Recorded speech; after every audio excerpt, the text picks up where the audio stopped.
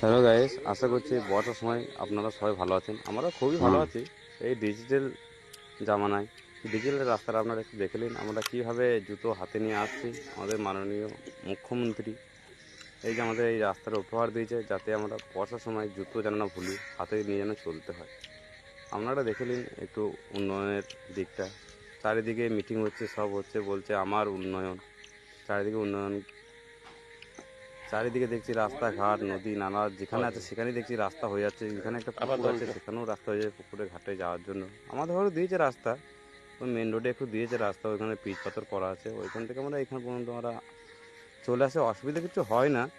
তাও আপনারা একটু দেখুন, অসুবিধা মনে হচ্ছে, আমাদের কিছু মনে হয় না, জুতো হাতে নিয়ে যাচ্ছি তো অসুবিধা নেই। জুতো আমাদের নিজেদের জুতো তো। তো মুখ্যমন্ত্রী এসে যদি একবার দেখতো ভালো হতো, মুখ্যমন্ত্রীকে এইদিকে একবার হাঁটাইতাম, এটা দেখতো কতটা আরামে আছি আমরা। এই তো ডিজিটাল যেমন ডিজিটাল রাস্তা, আপনারাই দেখুন একটু।